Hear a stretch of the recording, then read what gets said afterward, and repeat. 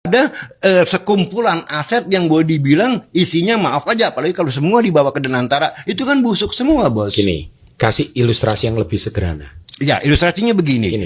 Ya.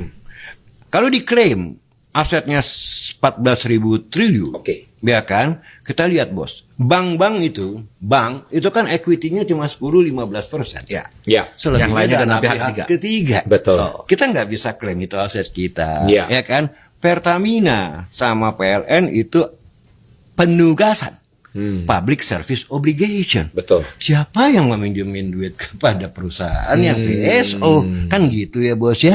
Nah, lantas kalau kita hitung net worth, ya kan, nilai bersih daripada perusahaan seluruh aset BUMN yang ada, saya bilang paling banter estimasi saya cuma 1.200-1.300 triliun, tidak 14.000 triliun. Kan ada utang, ya kan, ya, segala macam letek bengek ya. Nah, dengan 1.300 triliun, apakah kita bisa leverage up untuk membangun hilirisasi infrastruktur dan segala macam? Nggak bisa. Kenapa nggak bisa? Yang dibutuhkan untuk hilirisasi atau untuk proyek-proyek development dari pemerintah bukan aset, tapi cash.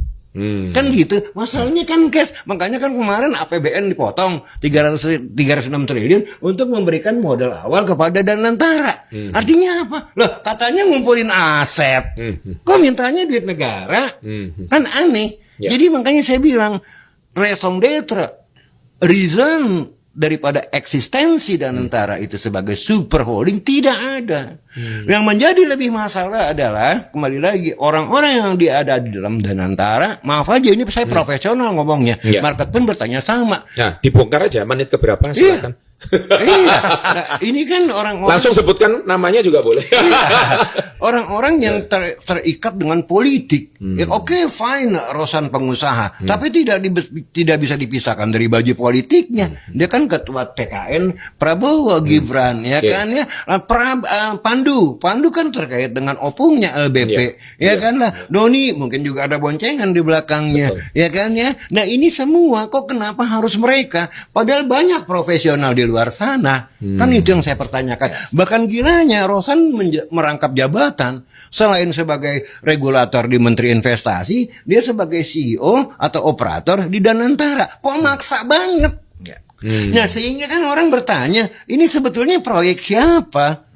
Kan gitu, ya kan? Kalau memang ini proyek beneran, ya pertama udah jelas, kenapa sih nggak pakai wajah-wajah profesional? Maaf saja, saya tidak bias ya. Misalnya adalah Agus Marto, dia profesional, senior, punya expertise dan tidak punya noda, clean, dia punya track record. Begitu juga Glenn Yusuf, ya kan, banyaklah yang lain, ya kan ya. Kok kenapa harus memaksa Rosan dan kawan-kawannya? Gimana kalau Yonan, bro? Yonan misalnya, ya itu terkenal Yonan, bersih, profesional, tidak punya cacat. Saya pernah usulkan juga. Tapi kalau saya usulkan begini, disangkanya saya mengusulkan orang saya. Enggak, mereka teman dalam capital market, ya kan. Bukan berarti juga mereka dapat jabatan, saya dikasih jabatan, enggak juga, ya enggak juga gitu, bos. Itu karena bentuk kecintaan kita sama Indonesia. Exactly. Jadi gini, saya tidak bermaksud menggoyang Pak Prabowo, ya kan.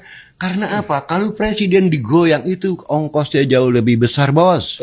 Ya kan? Bisa kacau ini negara NKRI, ya kan? Political instability itu aja bisa membuat capital outflow, capital flight, ya kan? Ini aja contohnya seperti ini. Ini aja contohnya. Baru sedikit ini. Baru sedikit. Jadi semua masukan belum mabuk ini ya. Belum.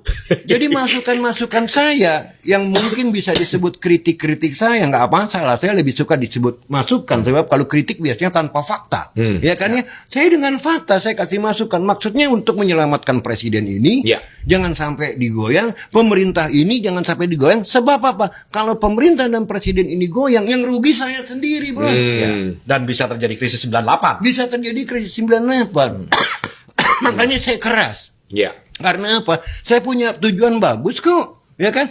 Mau debat dengan saya bahwa makan bergizi gratis inilah pemborosan yang sangat dahsyat, luar biasa, tidak ada manfaatnya, tidak ada faedahnya. Saya kasih solusi. Solusinya apa? Bikin sistem voucher. Ya kan? Paling cuma perlu 10, 15, 20 T. Voucher ini diberikan di daerah-daerah tertinggal kepada mereka yang anak-anak yang membutuhkan. Bahkan kalau perlu anak-anak yang tidak sekolah karena orang tuanya tidak sanggup menyekolahkan anaknya yang keleleran di jalanan. Kan begitu. Nah, dengan sistem kayak begini yang jor-joran makan dana sampai ratusan triliun, apa manfaatnya? Anak-anak di daerah-daerah seperti kota-kota besar Jakarta, Bandung, Semarang, Surabaya, Medan, iya, itu mereka nggak kekurangan gizi yang pertama, dan yang kedua orang tuanya pun mampu. Kenapa harus dikasih subsidi? Nah kan berarti lagi-lagi sama kayak Dantara, ini proyek siapa?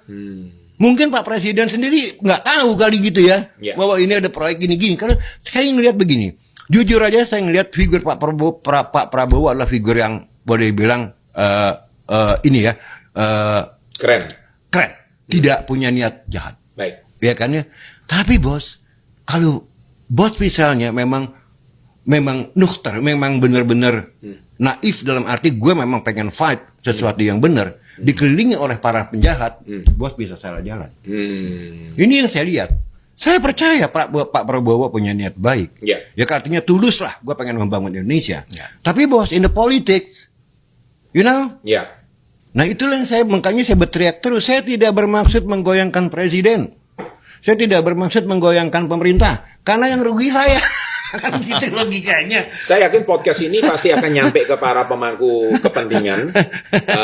Podcast kita juga sering ditonton. Ya gitu. Pihak, pasti banyak banget. Iya, bagus lah. Berseliweran di kepala-kepala daerah, DPR, MPR ini berseliweran. Iya. Nah kalau enggak, buktinya saya sendiri juga dapat.